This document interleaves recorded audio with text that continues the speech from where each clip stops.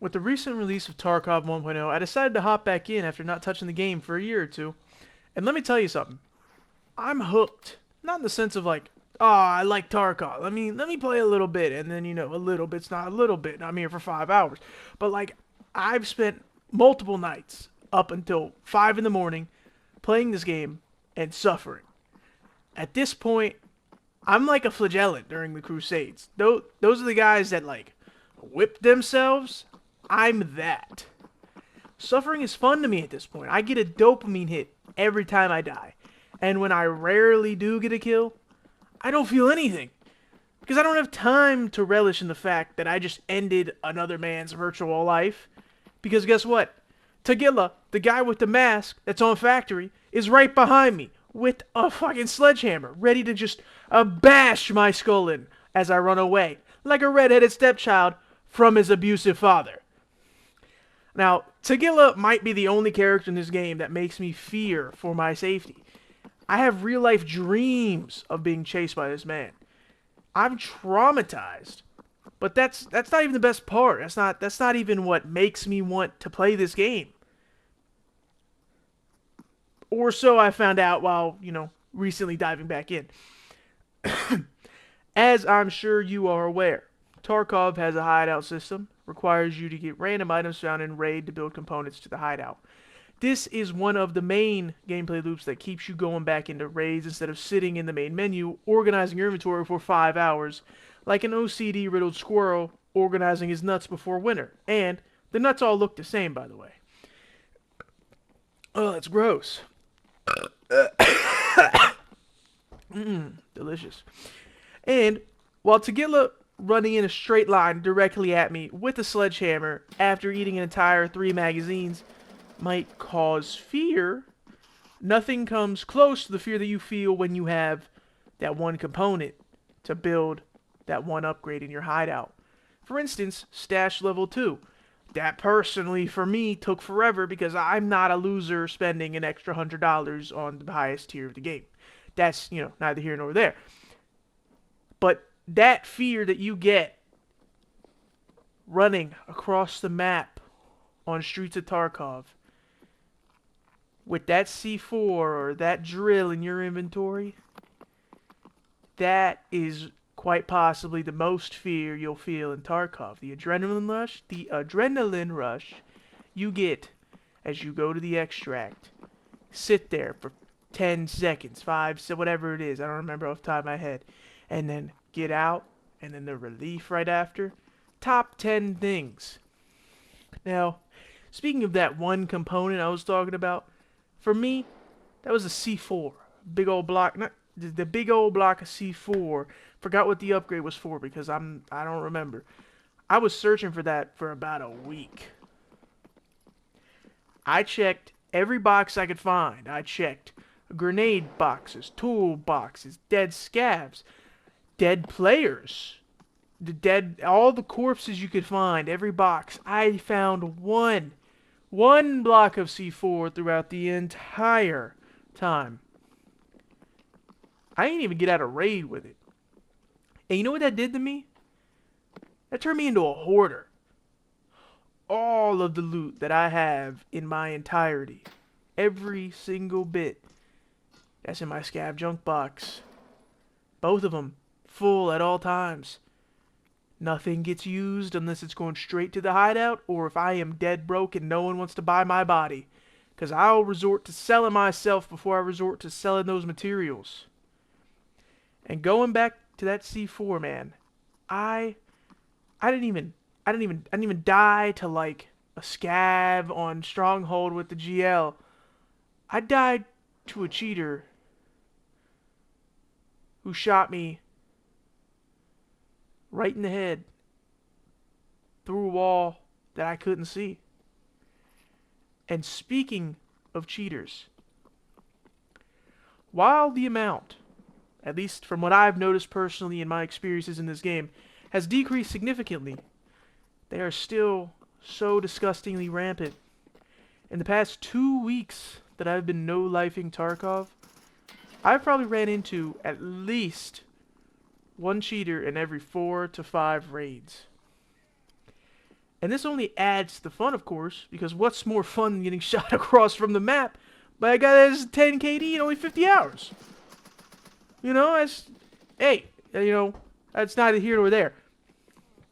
Now, it's even better when you're fighting a boss. For instance, let's just say, you know, Sturman. Sturman, SVD, you know, everyone hears it. Everyone hears, do, and then someone's dead, you know, or Sturman's dead. That's the only way that one goes. But yeah, you know, cheaters, while you're fighting bosses, you gotta dodge the boss and the cheater. It ain't easy. But nothing tops that experience of getting blasted by a cheater as you're fighting a boss. I don't think that's nothing. I mean, I can't think of anything off the top of my head personally. And even though I've probably dumped 100 hours into this game recently, I haven't touched a lot of the maps. Tarkov, there's a total of 12 maps. I've played 4 to 5 of them consistently. There's customs, there's streets, there's woods, there's shoreline. Now, granted, most of the quests in the early game, this is where they take place. So, I mean, it makes sense. However, I have almost every map unlocked. I've gone to labs. I've extracted from labs. I can just go into labs if I'd like. Shoreline, woods, lighthouse, done them all. But, you know, whoever developed or designed these maps, I want him to be put in a cage with a straitjacket on. And I want him hosed down. Hosed down with all the Diddy oil they collected. I want all of it sprayed right on that one individual, because some of these maps make no sense. They're abysmal. They're horrible. And of course, you know, my lack of wanting to learn the maps, my desire to learn the maps is, the desire to learn is zero. But the maps themselves, the maps I have learned, shoreline, customs, woods, these maps stink, dude. Like, the maps have been I can't pinpoint but they feel bad. They feel stinky to play, you know? Like, whoever designed these maps, all of them are like a recreation of the Labyrinth of the Minotaur. The bull, the big old labyrinth bull, is just waiting. His big old bull wieners ready for you, you know? The bosses in all of these maps, they're roaming around like hitmen. Like, they've been toned down a little bit, it feels like. They're a little bit easier to kill. But back to the Sturman, the SVD, the do, you know, the mag dump, and then someone's dead. That's the easiest example, because you always know where Sturman is. You can tell, you can feel it in your soul when he shoots those shots. Someone's dead.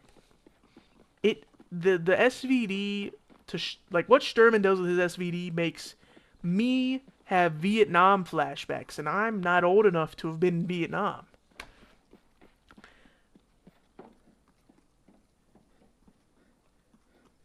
What was I gonna say? I totally blanked out. I'm having a stroke.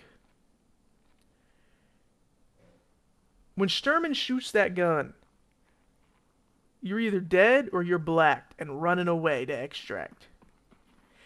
And speaking of extract, that brings me to my next topic of why I love this game. Picture this. I'm going to paint a picture. I'm going to paint a beautiful, beautiful picture for you. Imagine this, right? You get shot by Sturman. You're fighting him at the lumberyard. He shoots you. Ooh, he blacked your arm, or he blacked your stomach. You're like, ah, man, he blacked me. I ain't got no CMS. What am I going to do? I'm going to go and try and get out of here with the loot I managed to gather before I die. Okay? Now you're faced with two choices. A, go to the extract that's closest. Or B, go to the extract that you feel is the safest. Now I'll give you a second to think of your own answer. What would you think the correct answer is in this situation? Do you go to the one that's closest or the one that's the safest, that you feel is the safest? And time's up. The correct answer, it's neither.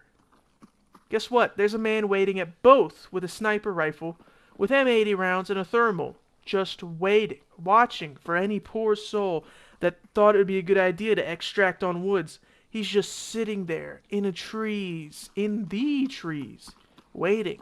The moment some little speck of white appears, left click, and you're dead. You're deleted, you're gone, there's no more of you.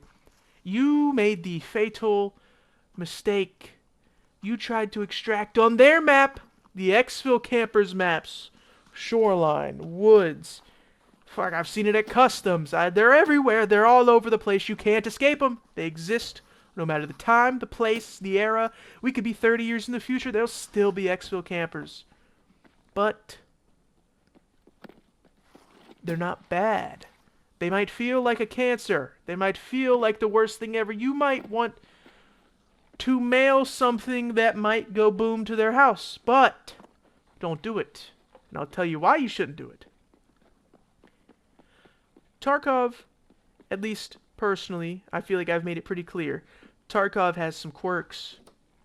And whether you hate them, or you love them, or you don't care, and you're watching this because you forgot to go to the next video, all of the features that I've listed and gone over, they've been in the game for years. They're not going away.